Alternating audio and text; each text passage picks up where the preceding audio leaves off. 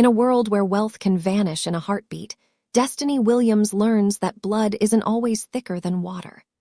After her billionaire parents perish in a tragic plane crash, her greedy Uncle Marcus and Aunt Monica use a legal gangbang of forged documents and threats to seize her inheritance and cast her into the streets.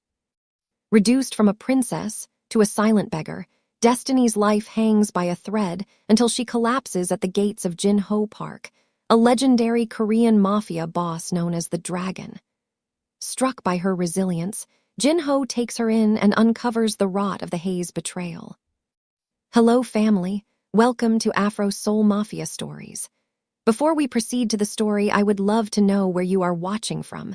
Kindly drop it in the comment section and also subscribe to this channel. Now let's continue with the story.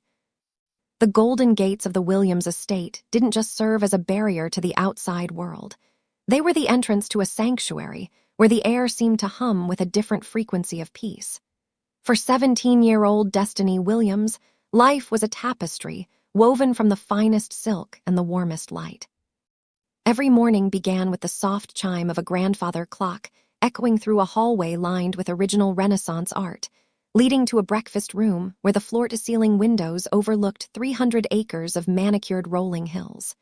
To the world, her father, Elias Williams, was a titan of industry, the man who had revolutionized global logistics. To her mother, Sarah, he was a partner in a mission of radical kindness. But to Destiny, they were simply the two people who made her feel like the center of an unshakable universe. Her days were spent within the hallowed, ivy-covered walls of St. Jude's International, the kind of elite academy where the children of presidents and monarchs studied. Yet, Destiny never carried herself with the arrogance of her peers. She had watched her father spend his Saturday mornings in the city's poorest wards, not just signing checks, but shaking hands and listening to stories. She had watched her mother organize multi-million-dollar galas only to spend the late hours of the night personally ensuring that the staff's families were taken care of. "Wealth, Destiny," Elias would often say, his voice deep and resonant with a warmth that felt like a physical embrace, "is not a throne to sit on. It's a tool to build bridges for those who have to swim against the current." This philosophy of grace extended most prominently to their own blood. The sprawling east wing of the mansion was often occupied by Uncle Marcus and Aunt Monica.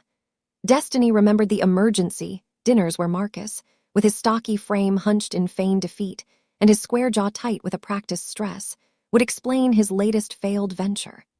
Beside him, Monica would dab at her eyes with a lace handkerchief, her sharp features softened by a mask of desperation. "Elias, the market was brutal this quarter," Marcus would sigh, his eyes shifting calculate behind the rim of his wine glass. "I'm looking at losing the house. Monica is terrified." Without a moment's hesitation, Elias would reach into his breast pocket. The scratch of his fountain pen on paper was a sound Destiny had heard a dozen times. "Family is family, Marcus," her father would say, sliding a check for $200,000 across the mahogany table. "Consider it handled. Don't let Monica worry another night." Monica would offer a smile that felt warm but never quite reached her cold, calculating eyes. "You're a saint, Elias. Truly, what would we ever do without you?" Destiny, sitting at the end of the table, would watch the exchange with a sense of pride. She was proud to be a Williams. She was proud of the abundance that allowed them to be the anchor for their struggling relatives. She saw the designer handbags Monica carried and the polished shoes Marcus wore, purchased with her father's loans, and felt only happiness that they could live well too. On the final morning of the Golden Era, the estate was bathed in a particularly brilliant sunrise. Destiny was dressed in her crisp school blazer, her afro curls perfectly coiffed and framed by a designer headband. Her parents were heading to a charity conference in Seoul, a trip they had been planning for months. The foyer was filled with the scent of fresh lilies and the excitement of departure. "Study hard, my princess," Elias said, lifting her chin to look into her almond-shaped eyes, which at that moment held nothing but the reflection of a bright future. He pulled her into a hug, his charcoal suit smelling of sandalwood and success. "We'll be back before the weekend. I've already spoken to the dean about your early graduation ceremony. We wouldn't miss it for the world." Sarah leaned in, pressing a soft kiss to Destiny's cheek. "The Hays will be here this evening to stay with you while we're gone. Monica said she wanted to take you shopping for a new gown. Try to be patient with her, okay?" Destiny laughed, the sound bright and carefree. "I will, Mom. Safe travels. I love you both." She stood on the gravel driveway, waving until the silver tail of the limousine disappeared around the bend. She spent the day in a haze of productive boredom, excelling in her mock trials at school and planning the surprises she would prepare for her parents' return. By evening, the storm had begun to roll in, a rare, violent tempest that turned the sky an bruised shade of purple. Marcus and Monica arrived early, settling into the library with a bottle of her father's most expensive vintage, their eyes wandering over the gold-leafed ceilings with a strange, hungry intensity that Destiny was too young to decipher. The silence of the house was shattered not by thunder, but by the frantic ringing of the landline. Then came the television. Destiny was in the kitchen, asking the chef for a late-night snack, when she saw the red banner scroll across the bottom of the news screen. Breaking, private jet belonging to Williams Global lost contact over the Pacific. Search and rescue operations underway amidst severe weather conditions. The tray in the chef's hand hit the floor with a deafening crash. Destiny felt the world tilt, the air suddenly turning into thick, unbreathable ice. She stumbled into the library, her breath coming in ragged gasps. Marcus and Monica were standing in front of the large television. They weren't crying. They weren't reaching for the phone. They stood perfectly still, bathed in the blue light of the broadcast. "Uncle Marcus," Destiny whispered, her voice trembling like a leaf in the wind. "The plane!" They said the plane. Marcus turned slowly. The smug grin was gone, replaced by a cold, hard-set expression she had never seen before. He didn't move to comfort her. He didn't offer a hand. He simply looked at his watch, the Patek Philippe her father had given him for Christmas, and then at Monica. "The search area is 10,000 square miles, Marcus said, his voice devoid of the warmth he usually performed for Elia's. "In this storm, no one survives that." Monica narrowed her eyes, her gaze drifting toward the safe behind the painting on the far wall. The mask of the grateful aunt had slipped entirely, revealing a sharp, predatory edge. Destiny stood alone in the center of the room, the granddaughter clock ticking like a countdown to a funeral, as the golden cage of her life began to dissolve into the shadows of the coming night. The transition from billionaire heiress to invisible ghost happened with a speed that was as violent as the storm still raging outside the Williams estate. Within 48 hours of the plane disappearing from the radar, the sanctuary Destiny had known her entire life was invaded. Marcus and Monica didn't wait for a death certificate. They moved with the precision of scavengers who had been rehearsing this theft for years. While the Coast Guard was still scouring the dark waters of the Pacific, the Hays were in the study, gangbanging the legal system with a team of lawyers who seemed to emerge from the shadows. Documents were produced, forged signatures that looked hauntingly like her father's, nomming Marcus as the sole executor and guardian of all Williams' assets. Destiny stood in the center of the grand foyer, her eyes red from crying, watching as two men in gray uniforms began to crate her mother's favorite sculptures. When she tried to protest, Marcus caught her by the arm. His grip was no longer the soft, supportive hold of an uncle. It was a vice that bruised her skin. He leaned down, his face a mask of cold indifference, his breath smelling of the expensive bourbon he had stolen from her father's private collection. "Listen to me carefully, you little brat," Marcus hissed, the smugness in his eyes replaced by a lethal sharpness. "Your parents are dead. This house, the money, the cars, it's all ours now. You're a liability we don't need. If you open your mouth to the police, the press, or even a stranger on the street about inheritance, I will make sure you disappear just like that plane. Do you understand? The world is a dangerous place for a girl who doesn't know when to be quiet." Monica stood behind him, crossing her arms over a designer blouse Destiny had seen her mother buy. She didn't offer a word of comfort. "Throw her out, Marcus," she said, her voice like a thin line of ice. "The cleaners are coming to prep the house for our victory gala. I don't want her dirt on the carpets." With one violent shove, Destiny was pushed through the massive oak doors into the freezing rain. The heavy thud of the door closing behind her was the last sound she heard of her old life. She had nothing but the clothes on her back, a school blazer that was quickly soaked through, and the small, cracked, framed photo of her parents she had managed to hide under her shirt. Weeks bled into a blur of gray concrete and gnawing hunger. The Princess of Seoul was gone, replaced by a shadow that haunted the alleyways of the industrial district. Her beautiful, thick afro curls, once her pride and her mother's joy, became matted with dirt and rain, clumped together into a tangled crown of misery. She had found a discarded, oversized navy jacket in a dumpster. It was stained and smelled of damp earth, but it was the only shield she had against a city that had suddenly turned its back on her. The hunger was a constant, physical ache, a hollow roaring in her stomach that made her lightheaded and weak. She learned the bitter art of the silent beggar, standing near the back of bakeries hopping for a stale crust, her voice locked away behind the wall of trauma Marcus had built. Every time she thought about asking for help, she saw her uncle's face, heard the threat of being buried, and the words died in her throat. Fear had become her only companion. But the elements weren't her only enemy. Marcus was thorough. He didn't just want her gone, he wanted her monitored. Every few days, the low rumble of a black SUV would echo through the narrow streets. Destiny would freeze, her heart hammering against her ribs like a trapped bird. She knew those cars. She knew the men inside, the Watchers, Marcus's hired goons who patrolled the district to ensure the Williams problem stayed buried in the trash. One evening, as she was nursing a split lip from a fall, the headlights of a familiar SUV swept across the brick wall of her alley. Destiny scrambled backward, her hands scraping against the rough pavement as she dove behind a rusted, overflowing dumpster. She pressed her face into the cold metal, holding her breath until her lungs burned. Through a crack in the plastic, she saw the vehicle crawl past, its tinted windows reflecting the neon glow of a nearby liquor store. She watched the taillights fade into the mist, her body trembling with a mix of cold and sheer terror. She was 17 years old, a girl who had been taught that the world was built on bridges of kindness, now realizing that for those at the bottom, the world was nothing but a series of jagged edges.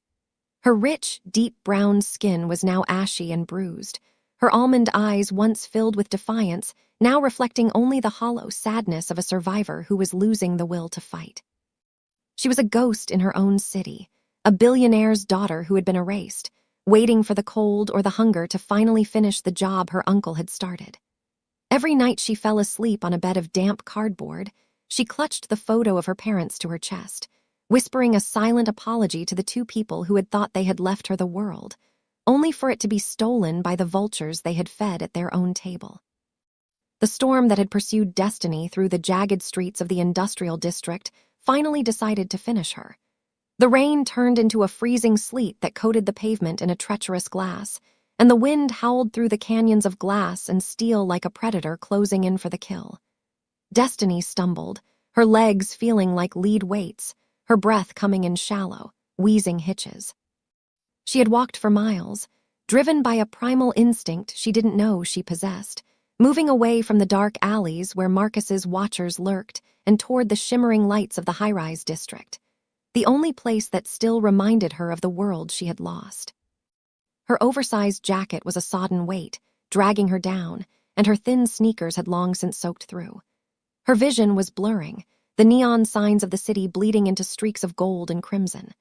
Ahead, a pair of massive, intricate iron gates loomed out of the mist, guarding the entrance to one of the most exclusive addresses in the city, the Park Penthouse.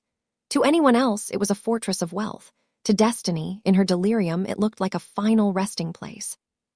She reached for the cold metal bars, her fingers numb and unfeeling, and as her strength finally buckled, she sank to the ground. The cracked photo of her parents was still pressed against her chest, a small, hard square of hope that was the only thing keeping her heart beating. The world went dark just as the low, rhythmic hum of a powerful engine vibrated through the concrete beneath her.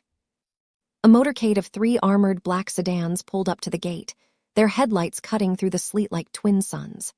In the center vehicle, Jin-Ho Park sat in the absolute silence of the rear cabin, his sharp jawline set in a mask of stoic fatigue. He had just spent 22 hours in the air, closing a deal in Macau that would shift the power dynamics of the Pacific Rim, and his intense, dark brown eyes reflected a weariness that went deeper than bone. He was a man who lived in a world of variables and threats, a man who had built a kingdom on the discipline of never letting his guard down. As the gates began to groan open, the lead car came to an abrupt halt. Through the rain-streaked window, Jin-ho saw his security detail, men built like granite blocks, exit the front vehicle. One of the guards, a man named Min-soo, approached the crumpled heap of rags lying in the slush against the gate. With a look of professional indifference, Min-soo reached down to grab Destiny by the collar of her oversized jacket, intending to drag the nuisance out of the path of the boss's car. "Wait." The voice was quiet, but it carried the weight of an absolute command. Jin-ho had opened his door, stepping out into the freezing night. He didn't wear a coat.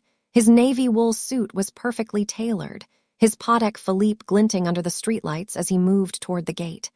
The rain began to bead on his slicked-back black hair, but he didn't seem to notice the cold. "Sir, it's just a vagrant," Min-soo said, his hand still hovering over Destiny's shoulder. "I'll clear the way immediately." Jin-ho didn't answer.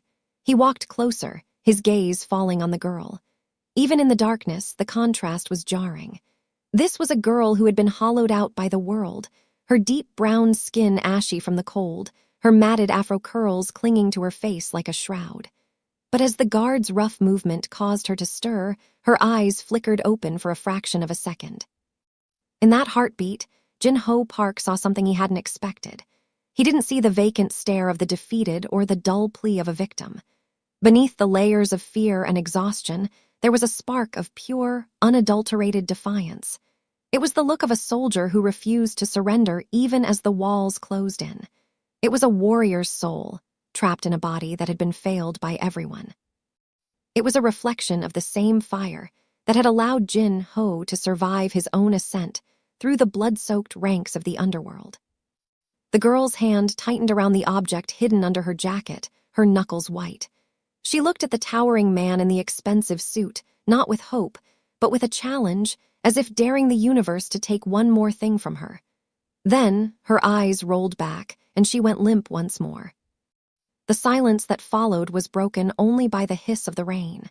The guards stood frozen, waiting for the order to continue. They expected Jin-ho to turn away, to let them handle the messy business of poverty so he could return to his sanctuary. Instead, the Dragon of the East did something that would become a legend among his men. He leaned down, ignoring the slush that ruined the polish of his handmade shoes. He slid one arm beneath Destiny's knees and the other behind her back. As he lifted her, he was struck by how little she weighed. She was a ghost, a feather caught in a storm. Her head fell against his shoulder, her cold breath a faint puff against his neck. "Cancel my meetings for tomorrow," Jin-ho said, his voice dropping into a low, intimidating register that signaled a shift in the atmosphere. "And call Dr. Eris. Tell him to meet us in the medical suite. Now." Min-soo scrambled to open the door of the lead sedan. "Sir, you shouldn't. The protocol." Jin-ho turned his head slightly, his piercing gaze locking onto the guard. The quiet intensity in his eyes was enough to make the larger man take a step back. "Protocol changed the moment she didn't stop fighting," Jin-ho replied. He carried her into the car, shielding her small frame from the wind with his own body. As the motorcade moved through the gates and up the winding drive toward the penthouse, Jin-ho looked down at the girl in his arms. Her hand had slipped from her jacket, revealing the corner of the cracked photo. He didn't know who she was or what haze had done to put her here, but as the warmth of the car began to melt the ice from her hair, he felt a strange, unfamiliar pull of responsibility. The world had tried to erase Destiny Williams, but she had collapsed at the one threshold in the city where a warrior was always recognized. As the elevator rose toward the clouds, the billionaire's daughter was no longer alone. She was in the arms of the only man in the city powerful enough to turn her silence into a scream that would tear down her uncle's world. The transition from the freezing pavement to the sterile warmth of the park penthouse was a blur of fragmented sensations. The scent of rain-damp wool, the rhythmic hum of a high-speed elevator, and a pair of dark, piercing eyes that seemed to anchor her soul before she drifted back into the darkness. When Destiny finally opened her eyes, the world no longer smelled of wet cardboard and exhaust fumes. Instead, the air was crisp, filtered to a perfect, scentless purity, carrying the faint, metallic tang of high-end medical equipment. She was lying in a bed so soft it felt as though she were floating on a cloud. For months, her body had been a map of aches, her joints stiff from sleeping on concrete, and her skin perpetually chilled to the bone. Now, a weighted silk duvet provided a warmth that seeped deep into her marrow. The room was a masterpiece of minimalist, high-tech design, walls of brushed steel and frosted glass, with a bank of silent monitors glowing with a steady, rhythmic pulse that she realized was her own heartbeat. It was a cold, sleek sanctuary, a place that felt more like a laboratory for a princess than a hospital ward. Destiny moved her hand, feeling the smooth texture of the sheets, and a sharp, sudden memory of her parents' home flashed through her mind. This was the luxury she had been born into, but it felt alien now, a ghost of a life that had been violently stolen. As her gaze swept the room, she froze. In the far corner, draped in a shadow that the soft ambient lighting couldn't quite reach, sat Jin-Ho Park. He had traded his suit jacket for a black leather piece, though he still looked every bit the commander of an empire. He sat perfectly still, his long legs crossed, a Patek Philippe watch catching the dim light as he leaned his sharp jaw against a closed fist. His stoic expression was unreadable, but his dark brown eyes were locked onto her with an intensity that made her breath catch. He didn't speak. He simply watched, his gaze capable of reading the secrets she had buried in the mud. A soft chime signaled the door opening, and a man in a white coat placed a tray on a rolling mahogany table, sliding it over the bed before quietly exiting. The scent hit Destiny like a physical blow, rich, savory, and real. It was a gourmet spread, a delicate bowl of abalone porridge, seared wagyu beef sliced into thin ribbons, and a glass of chilled, fresh-pressed juice. Jin-Ho made a slight gesture with his hand, a silent command for her to eat. Destiny's first instinct was to tear into the food like the starving animal the streets had made her. Her stomach cramped with a desperate, hollow roar. But as she reached for the silver spoon, a silver thread memory of her mother's voice stopped her. Even when the world is chaotic, Destiny, your dignity is the one thing no one can take unless you give it away. Under Jin-Ho's silent, watchful gaze, a transformation occurred. Destiny sat up, her spine straightening with a phantom elegance. Her movements, though slow and weakened by months of malnutrition, became deliberate. She placed the linen napkin across her lap with trembling but precise fingers. She lifted the spoon with a steady hand, sipping the porridge with a quiet, refined grace that belonged in a palace, not a back alley. She ate in total silence, the only sound the faint clink of silver against porcelain. She didn't look at him, but she felt his curiosity shifting. Jin-Ho Park had seen thousands of people break. He had seen billionaires beg for their lives and street thugs crumble under a single look. He had expected this girl to eat with the desperation of the dying. Instead, he was witnessing the resurrection of an aristocrat. He watched the way she held her glass, the way she tilted her head, small, ingrained habits of the elite that no amount of poverty had been able to wash away.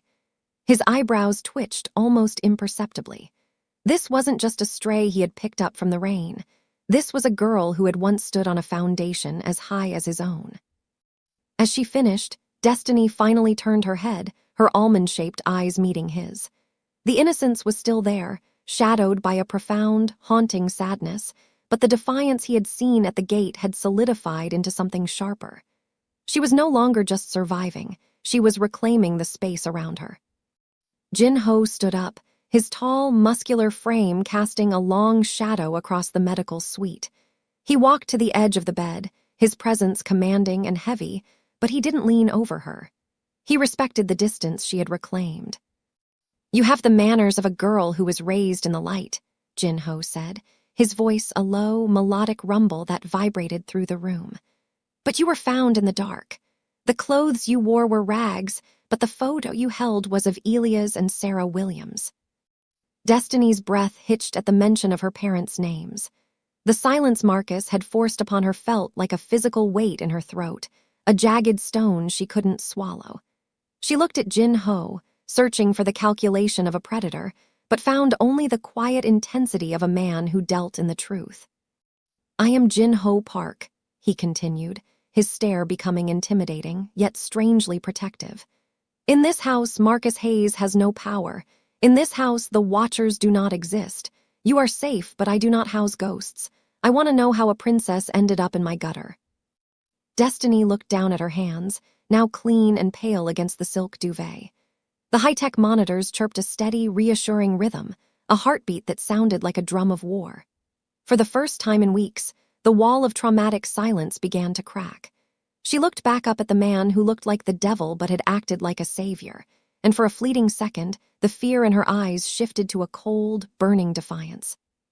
The meal had given her strength, but Jin-Ho's presence had given her something more dangerous, a reason to finally tell the story that Marcus had tried to bury in the snow. The silence in the medical suite felt different now. It was no longer a heavy, suffocating blanket, but a stage waiting for a long-buried truth. Destiny sat upright, her small frame swallowed by the expansive silk sheets, while Jin-Ho Park remained an immovable pillar of shadow in the corner.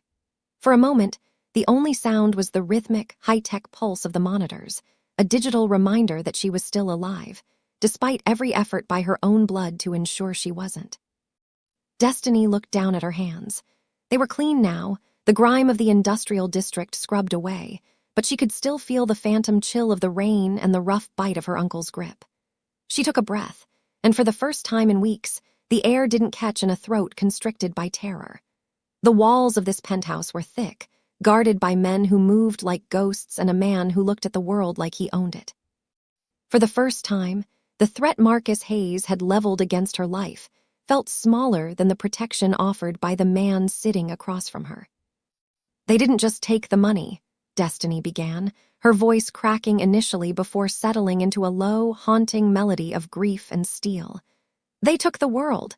They took my parents' voices." She looked at Jin-Ho, her almond-shaped eyes shimmering with unshed tears that refused to fall. She told him about the night the news broke, how the silver lining of her life turned into a leaden shroud. She described the legal gangbang that followed, a term her father's old business rivals had once used for hostile takeovers, but one that now perfectly described the violation of her family's legacy. Marcus and Monica hadn't acted alone.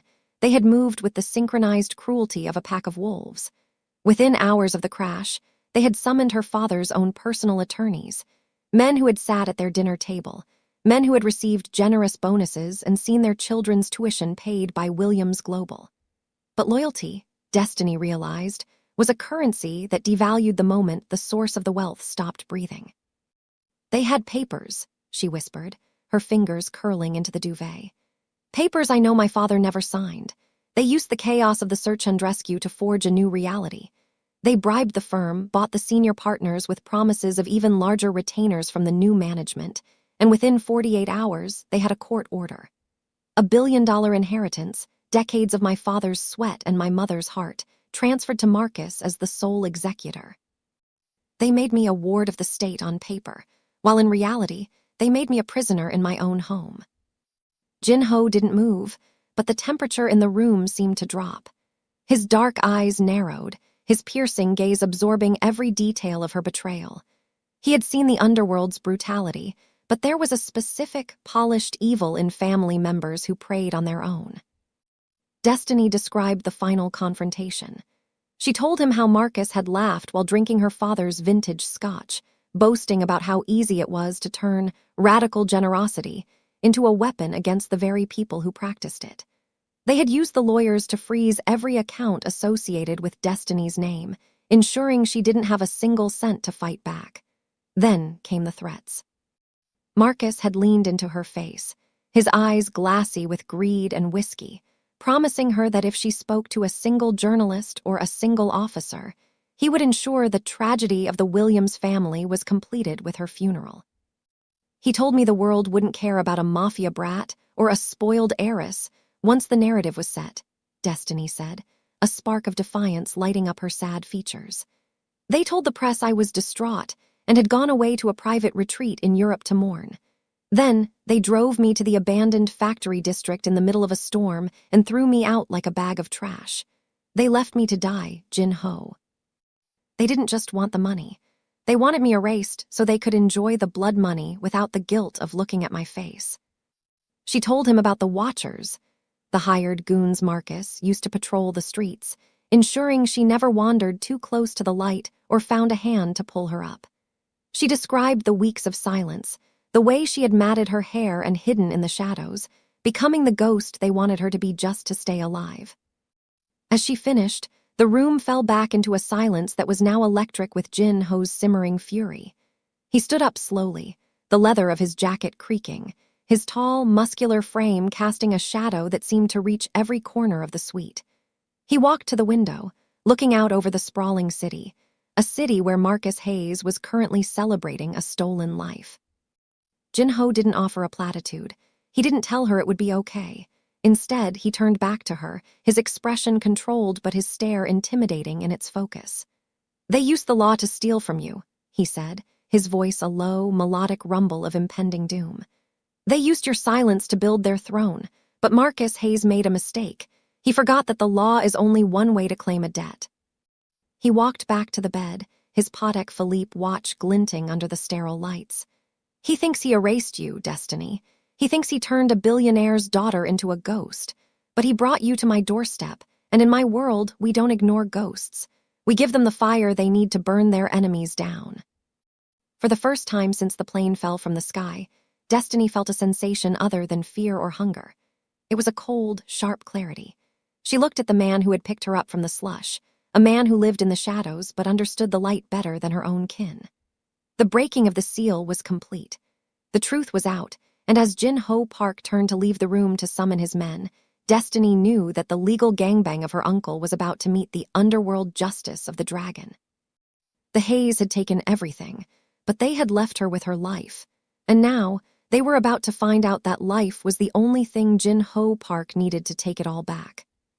The atmosphere in the penthouse shifted the moment Destiny finished her story, the air growing heavy and ionized, like the moments preceding a catastrophic lightning strike. Jin-ho Park did not scream, nor did he throw the crystal glass sitting on the mahogany side table. Instead, he simply went still, a terrifying, absolute stillness that made the high-tech medical monitors chirp with a sudden, anxious tempo. For the first time, his stoic mask didn't just crack. It dissolved, revealing a gaze of such concentrated, cold fury that even the shadows in the room seemed to retreat. This was the dragon that the underworld whispered about in hushed tones, a man whose anger didn't burn, but froze everything it touched. He stood and walked toward a sleek, black console that rose from the floor at his approach. With a flick of his wrist, the Patek Philippe on his arm caught the blue light of a dozen holographic screens that bloomed into existence. This was the nerve center of his global intelligence network, a digital web that stretched into every bank vault, satellite, and encrypted server on the planet. He didn't need a courtroom or a warrant. He had the keys to the world's secrets, and he was about to turn them all against Marcus and Monica Hayes. "Trace the Williams Global Estate Executors," Jin-ho commanded, his voice a low, vibrating growl that held the promise of a funeral. "I want every transaction, every offshore account, and every live feed associated with the Hayes name. Now."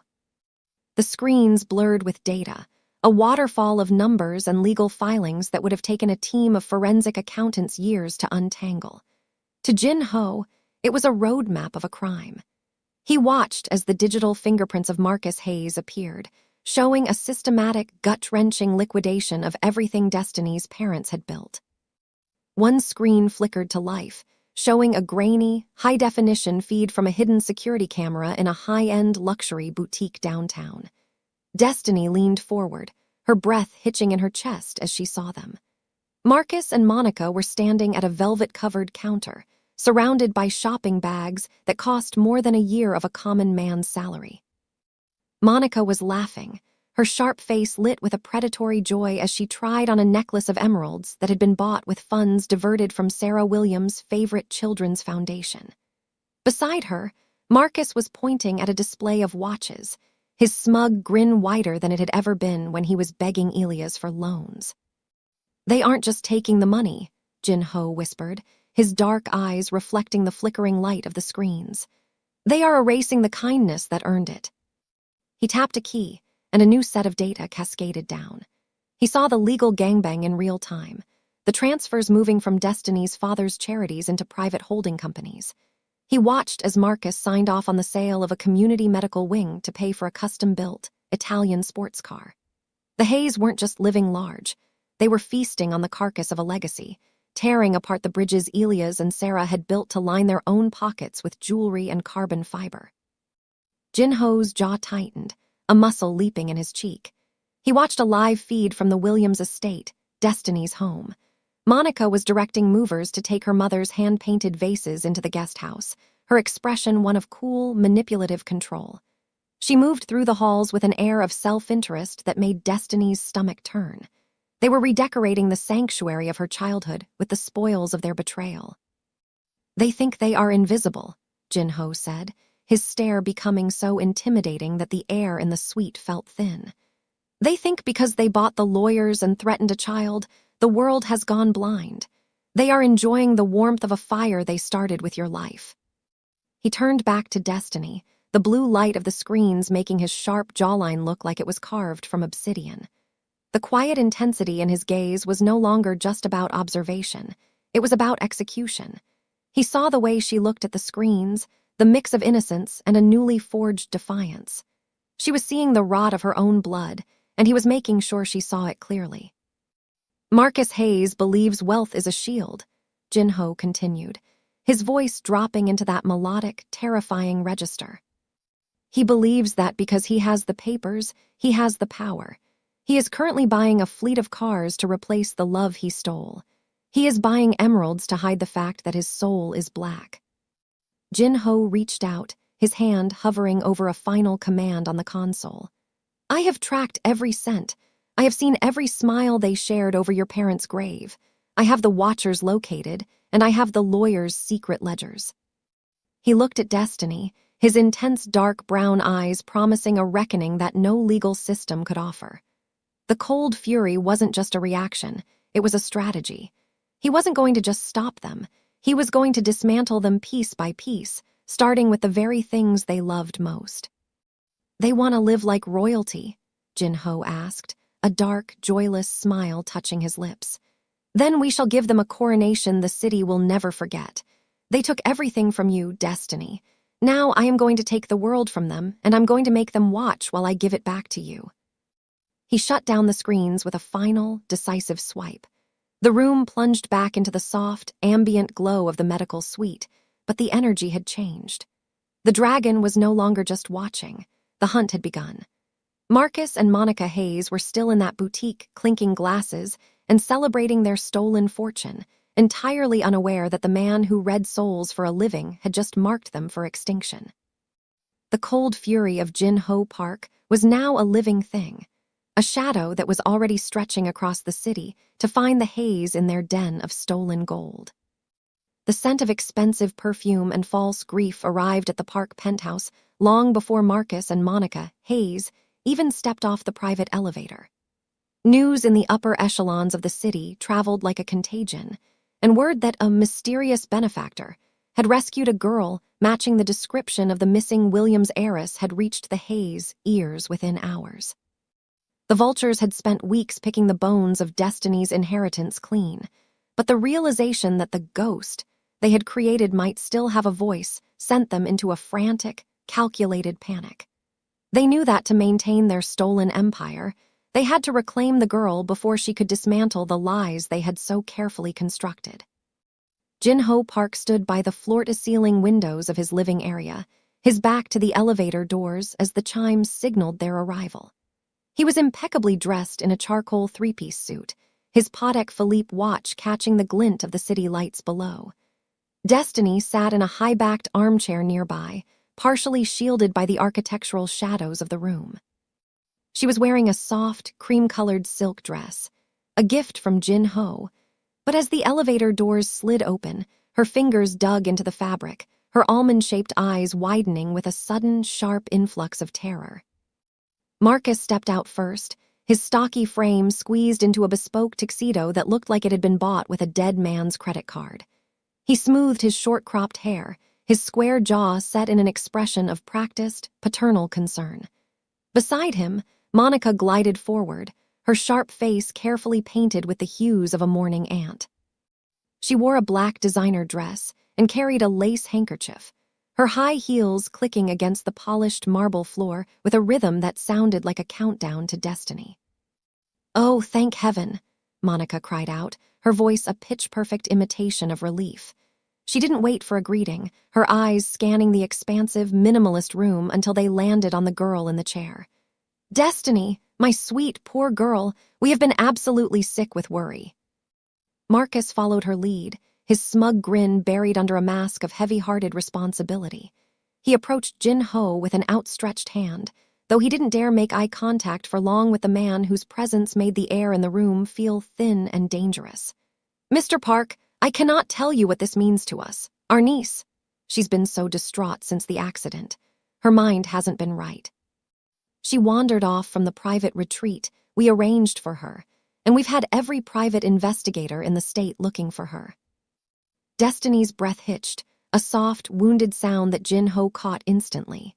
She looked at her uncle, the man who had bruised her arm and threatened to bury her, and saw him standing there, acting as though he hadn't been the one to shove her into the mud.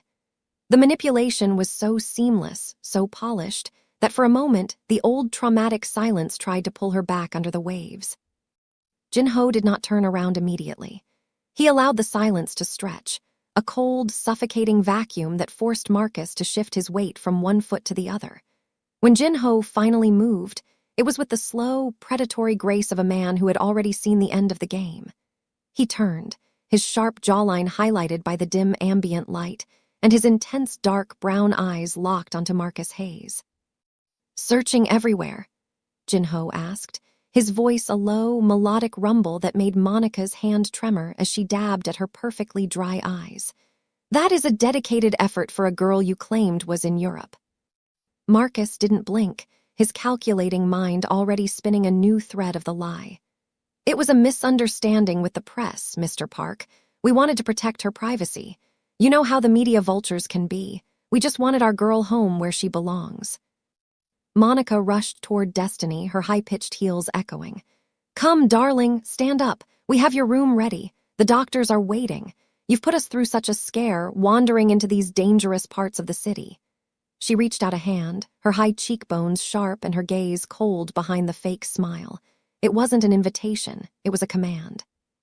Destiny shrank back into the chair, the warrior's soul Jin Ho had recognized flickering, but threatened by the sheer audacity of their lies.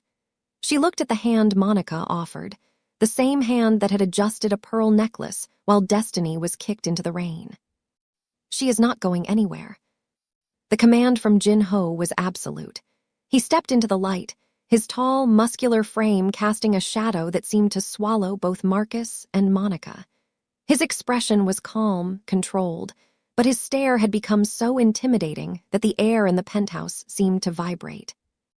"Mr. Park, I think there's been a mistake," Marcus said, his voice dropping into a harder, more hard-set register as his smugness began to leak through the mask. "We are her legal guardians. We have the papers. While we appreciate your hospitality toward a confused girl, we'll be taking our niece now." "You speak of papers," Jin Ho said, walking slowly toward them, his presence commanding the room. "You speak of guardianship. Yet, while you were searching for her, my monitors found you in a boutique downtown, laughing over emeralds and Wagyu beef. I saw the liquidation of the Williams charities, Marcus. I saw the diverted funds." The color drained from Monica's face, her maternal aura vanishing to reveal the sharp, manipulative edge beneath. Marcus's square jaw tightened, the scar on his cheek flushing an angry red. The vultures had come to reclaim their prey, expecting to find a broken girl and a disinterested billionaire. Instead, they had walked into the den of a man who read souls for sport. "We don't know what you're talking about," Monica hissed, her fake smile finally snapping. "This is a family matter. You have no right to keep her here." Jin Ho stopped inches from Marcus, his dark eyes like two pits of frozen fire.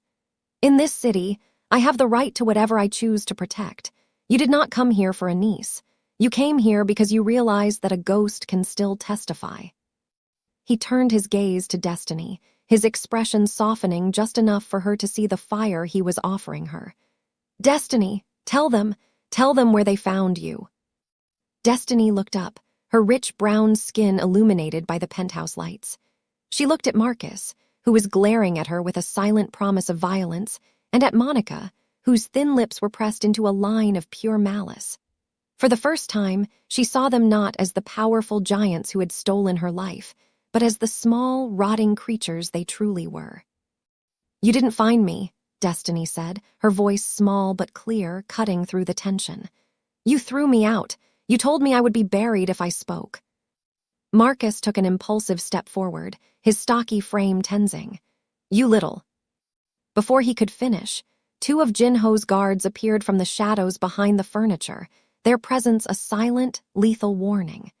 Jinho didn't move a muscle, but the quiet intensity in his gaze made Marcus freeze in his tracks. "The vultures have circled long enough," Jinho said, his melodic voice now a death knell. "You came here with fake tears, looking for a victim. You found the dragon instead. Now I suggest you enjoy the last few minutes of the wealth you stole, because by the time the sun rises, the name Hayes will mean nothing in this city." He made a sharp gesture, and the guards stepped forward to escort the stunned, trembling couple back to the elevator.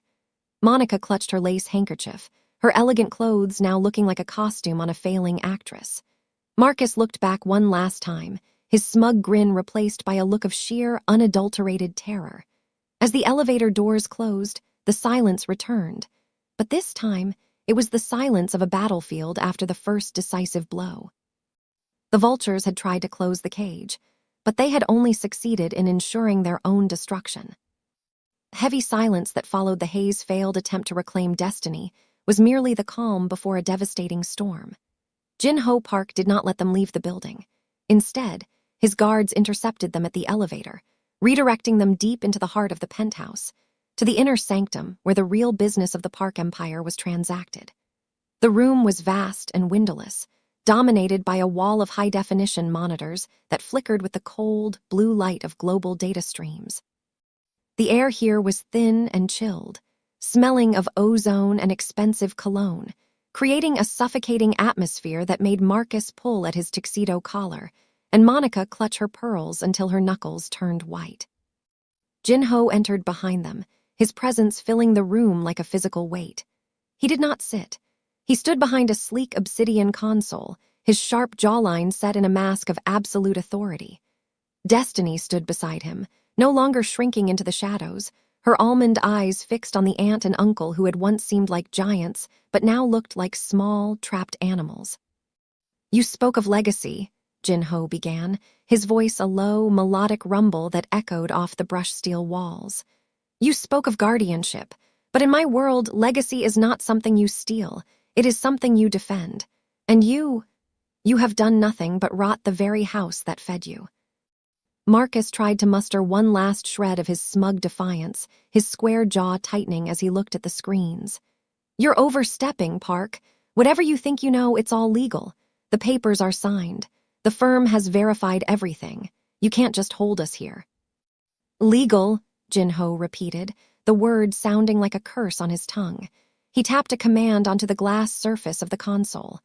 "Let us see the legality of your greed." The wall of screens exploded into life. It was a digital execution. The first screen showed a high-speed ticker of the Williams global accounts. In the center, a large red number represented the billions of dollars Marcus had diverted. With a single, decisive keystroke from Jinho, the number began to plummet. "The forged signatures on the probate documents?" Jinho asked, his intense dark brown eyes reflecting the cascading data. "My forensic analysts found the digital breadcrumbs. I've already sent the original, uncorrupted files to the federal prosecutor, but they won't reach you for another hour. In the meantime, I decided to handle the civil matters myself." Monica gasped as a second screen showed a live feed of the Williams estate, the sanctuary she had so gleefully redecorated. A fleet of black SUVs was pulling into the gravel driveway. Men in tactical gear were not just removing furniture.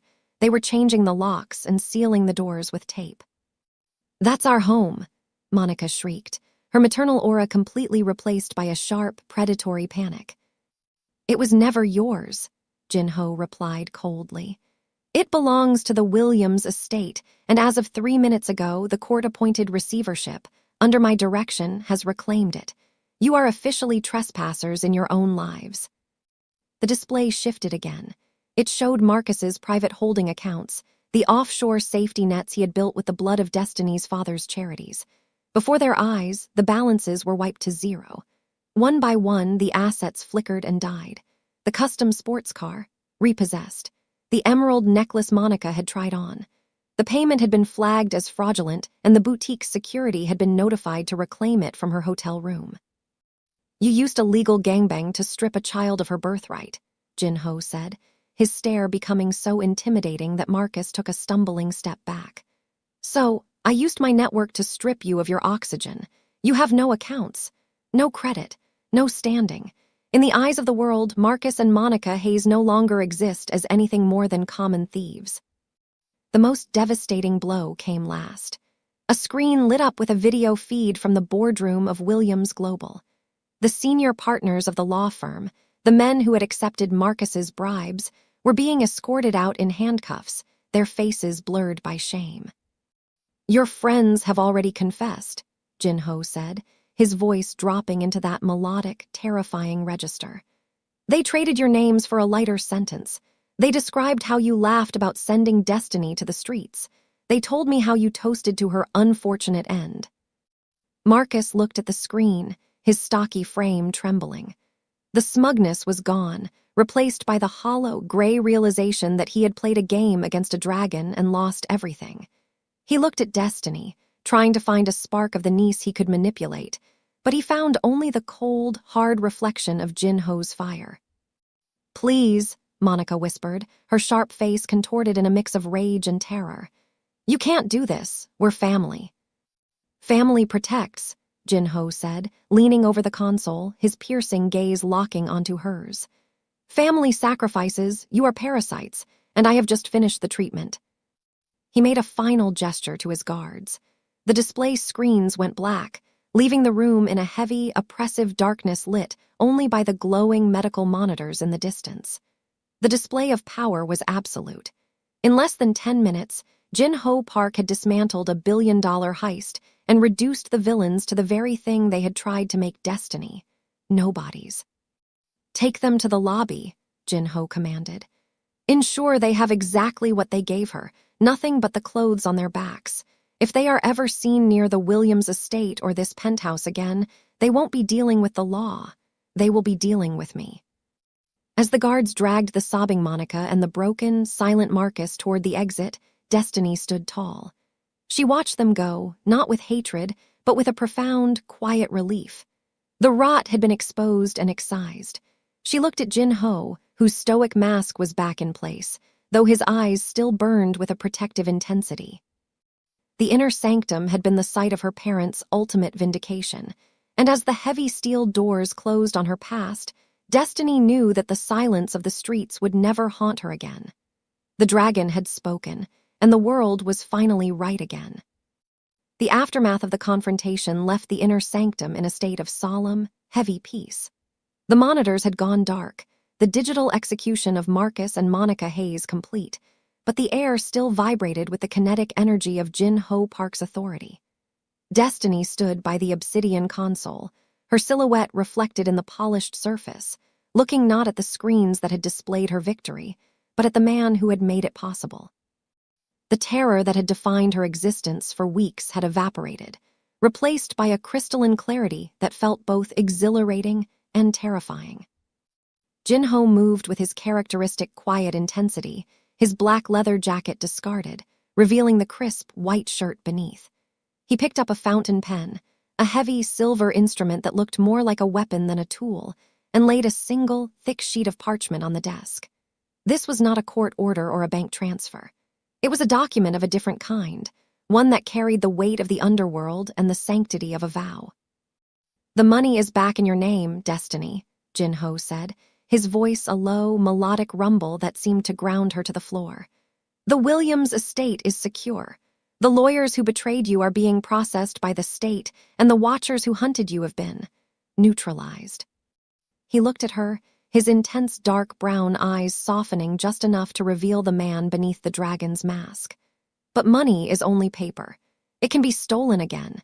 It can be forged, manipulated, and drained by those who know how to play the system. I didn't take you off the street just to make you a rich orphan again." Destiny walked toward him, the silk of her cream dress whispering against the floor. She watched as he unscrewed the cap of the pen. "What is that?" she asked, her voice steady and clear. "The last traces of the silent beggar, gone." "This is an adoption decree," Jin-ho replied, his sharp jawline set in a mask of absolute resolve. "In the eyes of the law, it makes me your guardian. In the eyes of my world, it makes you untouchable.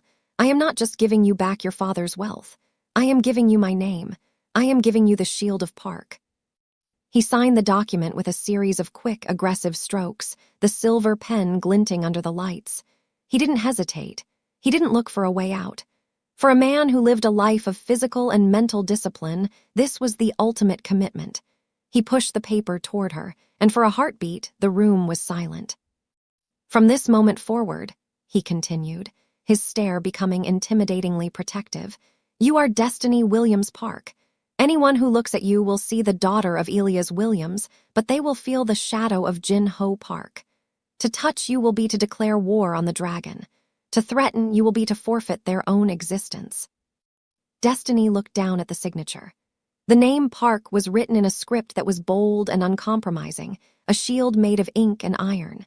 She picked up the pen, her rich brown skin a beautiful contrast to the silver instrument. She thought of her parents, of her father's kindness and her mother's grace. She knew they would have seen the honor in this man's soul, despite the darkness of his profession. They had been builders. Jin-ho was a protector. She signed her name beside his. As the ink dried, she felt a strange tectonic shift in her identity. She was no longer the girl shivering behind a dumpster, terrified of every passing SUV. She was no longer the victim of a legal gangbang by her own kin. She was someone new. She was a bridge between two worlds, one of radical generosity and one of absolute power.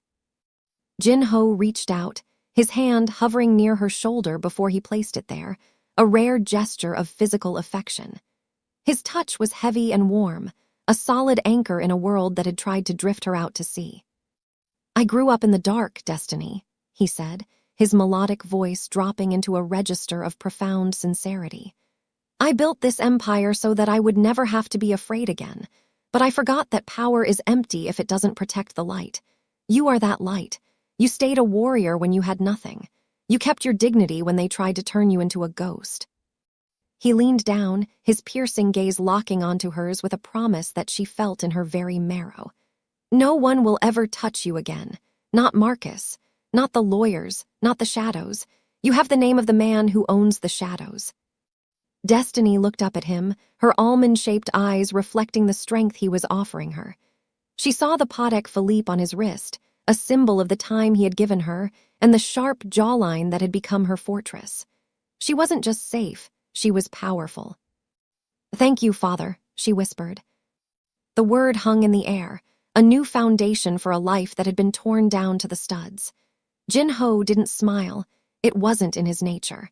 But the quiet intensity in his gaze flickered with a pride that was more valuable than all the billions he had recovered. He took the paper, folded it, and placed it into a hidden compartment in the console. The Shield of Park was now active.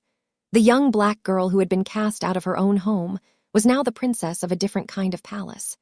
As they walked out of the inner sanctum together, Jin-ho's muscular frame shielding her as they entered the main penthouse, Destiny knew that the hunt was over.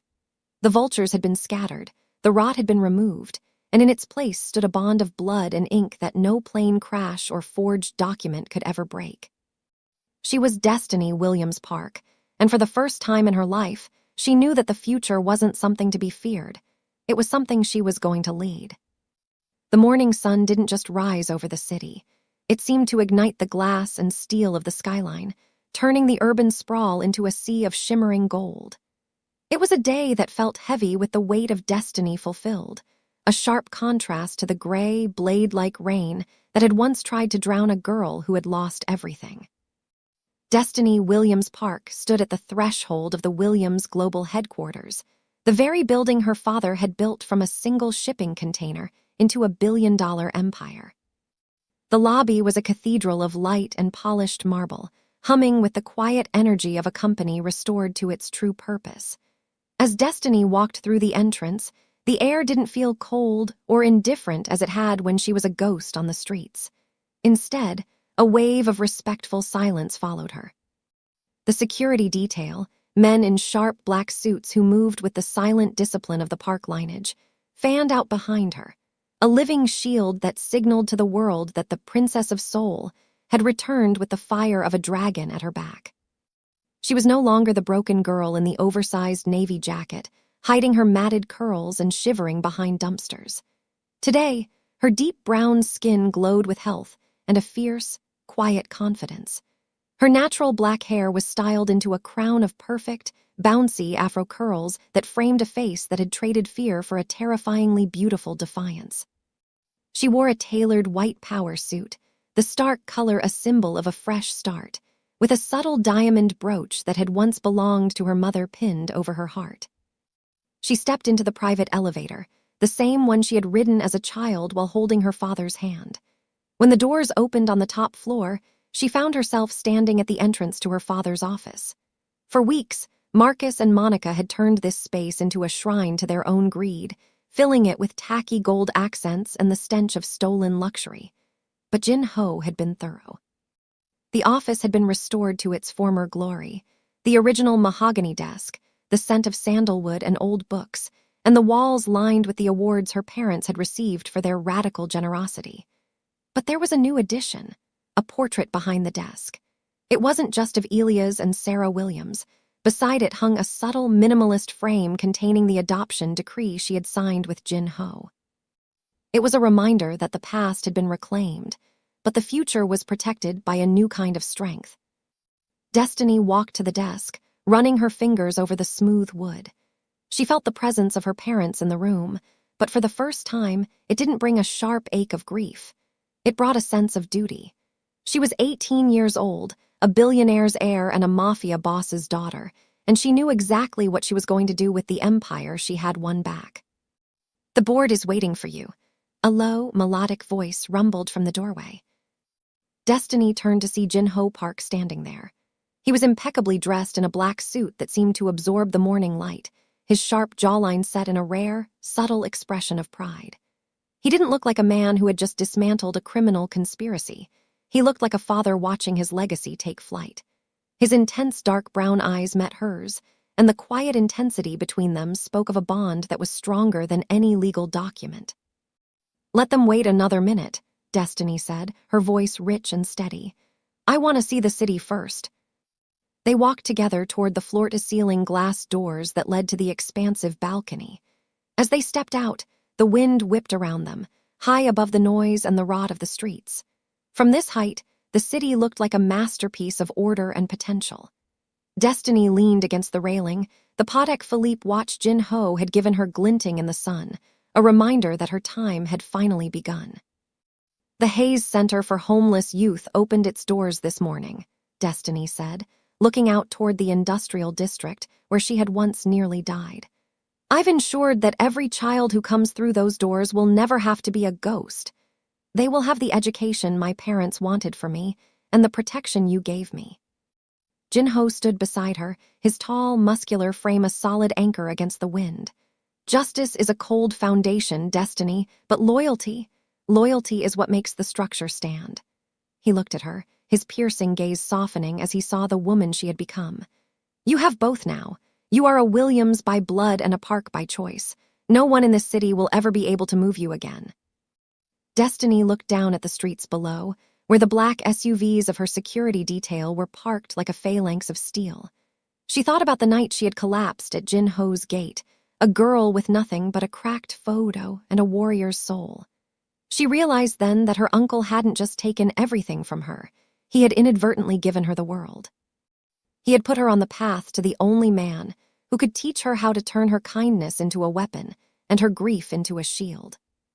A new family had been built on the ashes of betrayal. A family not defined by the legal gangbang of greedy relatives, but by the ironclad justice of a man who lived in the shadows and a girl who had found her way back to the light. "Shall we go?" Jinho asked, gesturing toward the boardroom where the future of the city waited for her command. Destiny took one last look at the horizon, the sun now fully overhead, bathing everything in a blinding, triumphant white. She reached out and took Jinho's arm, her hand steady and her heart full. "Yes," she replied, her smile finally reaching her almond-shaped eyes. "We have a lot of bridges to build, Father." As they walked back into the office together, the doors closing on the wind, the story of the silent beggar officially ended. The era of Destiny Williams Park had begun, and the city would never be the same again. They lived not just happily, but powerfully ever after, a legacy of love defended by a throne of iron. If you believe Uncle Marcus and Aunt Monica got exactly what they deserved, hit that like button and subscribe for more stories of ultimate justice. What would you have done if you were in Jinho's shoes? Let us know in the comments below. Thanks for staying with us. Stay blessed and stay beautiful.